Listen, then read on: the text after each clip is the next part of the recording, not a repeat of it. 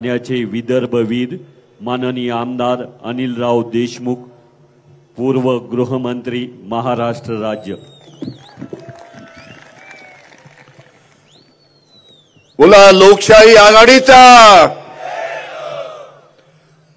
आजच्या या सभेला उपस्थित असलेले आपल्या सर्वांचे नेते, देशाचे नेते आदरणीय शरद पवार साहेब, अरविंदजी केजरीवाल यांचे सहकारी, राज्यसभेचे सदस्य माननीय संजय सिंहजी,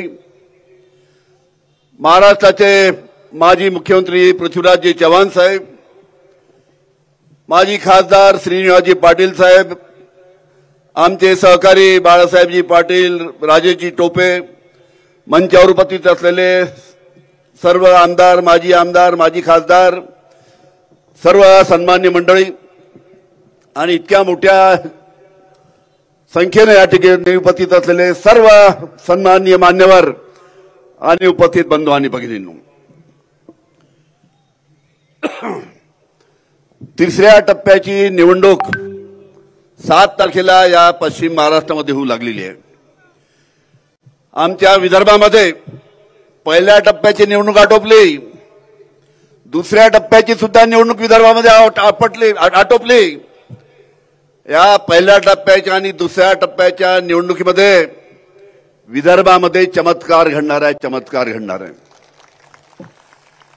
तशाच पद्धतीचा चमत्कार जी जनता या मैदानावर या ठिकाणी उपस्थित आहे, तशाच पद्धतीचा चमत्कार या सातारा लोकसभा मतदारसंघामध्ये सुद्धा घडणार आहे। अशा प्रकारचं संपूर्ण वातावरण आहे।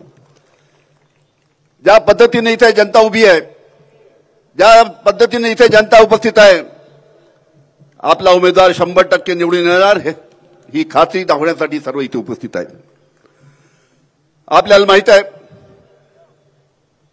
गेल्या 2-2.5 वर्षामध्ये महाराष्ट्रामध्ये काय चालू होतं।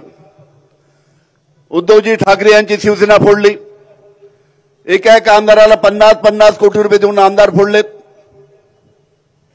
त्यानंतर आमच्या राष्ट्रवादी काँग्रेस पक्षाचे अनेक नेते ईडी सीबीआयची भीती दाखवून फोडलेत। आज आपण जर संपूर्ण महाराष्ट्रामध्ये चित्र पाहिलं की ज्या भारतीय जनता पार्टी आणि शिवसेना फोडली, उद्धवजी ठाकरे यांची शिवसेना फोडली, त्यांच्याबद्दल प्रचंड सहानुभूती लोकांमध्ये आहे। ज्या भारतीय जनता पार्टीने आमच्या शरद पवार साहेबांची राष्ट्रवादी काँग्रेस फोडली, त्यांच्याबद्दल सुद्धा प्रचंड सहानुभूती आज संपूर्ण महाराष्ट्रामध्ये आहे। काँग्रेसचे जे नेते आहेत, राहुलजी गांधी यांनी संपूर्ण देशामध्ये पदयात्रा काढली आणि ज्या पद्धतीने ते काम करतायत त्यांच्याबद्दल सुद्धा अतिशय सहानुभूती त्या निमित्तानं संपूर्ण महाराष्ट्रामध्ये। आणि या निमित्तानं महाविकास आघाडीच्या निमित्तानं काँग्रेस, राष्ट्रवादी, शिवसेना, आप, रिपब्लिकन पार्टी, शेकापा जे अनेक पक्ष एकत्र आले आहेत, त्यांच्या माध्यमातून आपल्या हे शशिकांतजी शिंदे आपले उमेदवार आहेत। पण सध्याची जी परिस्थिती पाहिली महाराष्ट्राची, महागाईच्या बाबतीत आपल्याला सांगायची आवश्यकता नाही, बेरोजगारीच्या बाबतीत आपल्याला कल्पना आहे। बेरोजगारीच्या बाबतीत एक इंटरनॅशनल ऑर्गनायझेशन आहे, इंटरनॅशनल लेबर ऑर्गनायझेशन। या इंटरनॅशनल लेबर ऑर्गनायझेशनचा नुकताच एक रिपोर्ट आला की कशा पद्धतीची बेरोजगारीची परिस्थिती भारतामध्ये आहे। आणि त्यांनी सांगितलं की जेवढे शिक्षित उमेदवार, जेवढे शिक्षण घेऊन आमचे तरुण बाहेर पडतात, त्याच्यातले 83% आजच्या तारखेला आमचे जे शिकलेले मुलं आहेत, 83% मुलं आज बेरोजगार आहे। अशा प्रकारची संपूर्ण महाराष्ट्राची आणि भारताची परिस्थिती आहे। या बाबतीत कोणाचं लक्ष नाही, या बाबतीत भारतीय जनता पार्टी काम करायला तयार नाही। शेतकऱ्यांच्या बाबतीत सुद्धा आपल्याला कल्पना आहे शेतकऱ्यांची काय परिस्थिती आहे। अरे हे नरेंद्र मोदी साहेब भारताचे पंतप्रधान व्हायच्या वेळी सांगत होते की 2022 पर्यंत शेतकऱ्याचं उत्पन्न दुप्पट करू, झालं उत्पन्न दुप्पट। अरे आमच्या भागामध्ये आत्महत्या दुप्पट झाल्या, पण शेतकऱ्याचं उत्पन्न दुप्पट या सरकारने केलं नाही। ही वस्तुस्थिती आपण समजून घेतली पाहिजे। या सरकारने जीएसटीचं धोरण, आज जर तुम्ही मार्केटमध्ये हिऱ्याची अंगठी घ्यायला गेला, हिऱ्यावर जीएसटी आहे 3%। तुम्ही आपला शेतकरी जर खत घ्यायला गेला तर खतावर जीएसटी आहे 18%। तुम्ही जर मोटरसायकल घ्यायला गेला तर मोटरसायकलवर जीएसटी आहे 23%। आणि तुम्ही जर शेतकरी ट्रॅक्टर घ्यायला गेला तर ट्रॅक्टरवर जीएसटी आहे 28%। म्हणजे आपल्याला ट्रॅक्टरची आवश्यकता पडते, त्याच्यावर जीएसटी जास्त, खताची आवश्यकता पडते त्याच्यावर जीएसटी जास्त, ग्रामीण भागामध्ये शहरामध्ये मोटरसायकल आमचे तरुण वापरतात त्याच्यावर जीएसटी जास्त, पण हिऱ्यावर जीएसटी कमी. ह्या गोष्टी हे सरकार आपल्या शेतकरी विरोधी सरकार आहे, ही गोष्ट आपण त्यांनी समजून घेतली पाहिजे. आजच्या ठिकाणी मी जास्ती बोलणार नाही, अनेक नेते आहेत या ठिकाणी. संजय सिंगजी आपचे नेते या ठिकाणी उपस्थित आहेत. आज जे दिल्लीचे मुख्यमंत्री अरविंद केजरीवाल अतिशय चांगल्या पद्धतीनं मुख्यमंत्री होऊन दिल्लीमध्ये काम करत होते, आमच्या विरुद्ध अरविंद केजरीवाल बोलतात का, तर त्यांना कशा पद्धतीनं खोट्या केसमध्ये पकडून त्यानिमित्तानं त्यांना जेलमध्ये टाकण्याचं काम या भारतीय जनता पार्टीच्या सरकारने केलं. त्याचबरोबर तिकडे हेमंत सोरेन एक साहेब आमचे आदिवासी मुख्यमंत्री, एका आदिवासी मुख्यमंत्र्याला सुद्धा या भारतीय जनता पार्टीने जेलमध्ये टाकण्याचं काम केलं. आज या ठिकाणी संजय सिंगचं आपण इथे भाषण ऐकणार आहेत. संजय सिंग जे आज राज्यसभेचे सदस्य आहेत, यांना सुद्धा 6 महिने संजय सिंग साहेबांना जेलमध्ये टाकण्याचं काम या भारतीय जनता पार्टीने केलं. संजय सिंगचा काय दोष होता, संजय सिंगला कसं बसवण्यात आलं, थोडक्यात आपल्याला सांगतो. एका दिनेश अरोडा या आरोपीला ईडीने अरेस्ट केली, त्याचे स्टेटमेंट घेतले. त्या 8 स्टेटमेंटमध्ये त्यांनी संजय सिंगचं नाव घेतलं नाही, पण जेव्हा त्या दिनेश अरोडांचं 9वं स्टेटमेंट घेतलं आणि त्याला जेव्हा माफीचा साक्षीदार करण्याचं आश्वासन ईडीने दिलं की तुला माफीचा साक्षीदार करतो, तू संजय सिंगचं नाव घे, त्या 9व्या स्टेटमेंटमध्ये संजय सिंगचं नाव ईडीने घेतलं आणि त्या संजय सिंग साहेबांना अटक केली आणि त्यांना 6 महिने जेलमध्ये ठेवलं. त्यांची केस कोर्टात गेली. कोर्टामध्ये गेल्यानंतर जजने विचारलं की संजय सिंगला तुम्ही 6 महिन्यापासून अटक केली, याचे पुरावे द्या. ईडी जो काही पुरावे नाही, त्यांनी ईडीला सांगितलं जजने की तुम्हाला 2 तासाचा वेळ देतो, 2 तासामध्ये तुम्ही पुरावे सादर करा. 2 तासानंतर कोर्टामध्ये जेव्हा जज बसले तेव्हा कोर्टाने विचारलं की हे पुरावे दाखवा, तर ईडीवाले म्हणे आमच्याकडे काही पुरावे नाही. आणि संजय सिंगला त्यानिमित्तानं बेल मिळाली, पण 6 महिने त्यांना जेलमध्ये राहावं लागलं. मी महाराष्ट्राचा गृहमंत्री आदरणीय पवार साहेबांनी मला केलं होतं, मला सुद्धा एका खोट्या केसमध्ये पकडलं. मी गृहमंत्री असताना मुकेश अंबानी यांच्या घरासमोर एका स्कॉर्पिओ गाडीमध्ये बॉम्ब ठेवण्यात आला.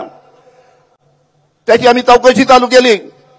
चौकशी चालू केल्यानंतर ज्या स्कॉर्पिओ गाडीचा मालक होता त्याची हत्या करण्यात आली.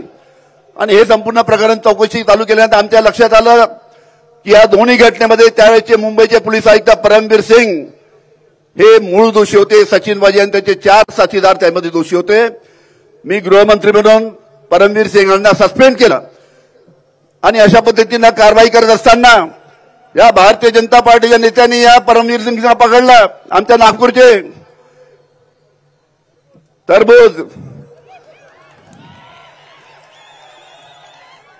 या भारतीय जनता पार्टी ने परमवीर पकड़ला क्या है, परमवीर सिंह जी तुमको सस्पेंड किया अनिल देशमुख ने, तुम्हारी ट्रांसफर किया, तुम उनके ऊपर आरोप लगाओ. त्यांनी माझ्यावर 100 कोटीचा आरोप लावला. चौकशी झाली, कोर्टात केस गेली. हायकोर्टाने सांगितलं 6 महिन्याच्या चौकशीनंतर हायकोर्टाने सांगितलं की अनिल देशमुख जे आरोप केले त्याच्यामध्ये कोणतेही तथ्य नाही. अनिल देशमुख जे आरोप केले त्याचे कोणतेही पुरावे नाही. न्यायमूर्ती चांदीवालने मला क्लीन चिट दिली, पण क्लीन चिट देता देता 14 महिने लागले. 14 महिने मला खोट्या केसमध्ये आतमध्ये ठेवण्यात आलं.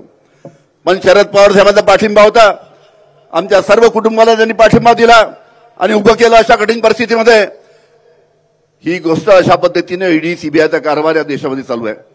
आणि म्हणून आमचे शशिकांत शिंदेचं जसं नाव सातारा लोकसभेसाठी आलं तर शशिकांत शिंदेना कसं घाबरायचं त्याच्यासाठी एफआयआर त्यांच्यावर दाखल केली. पण शशिकांत शिंदे खंबीर होते.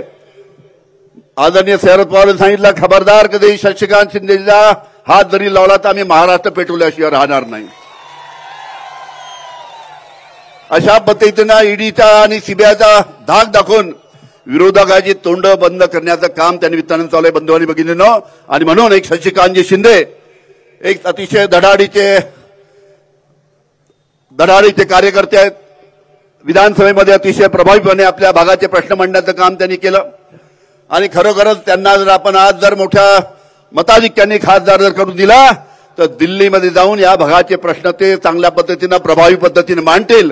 आणि म्हणून त्यांना आपण चांगल्या पद्धतीने निवडून द्यावं अशा पद्धतीची विनंती करतो.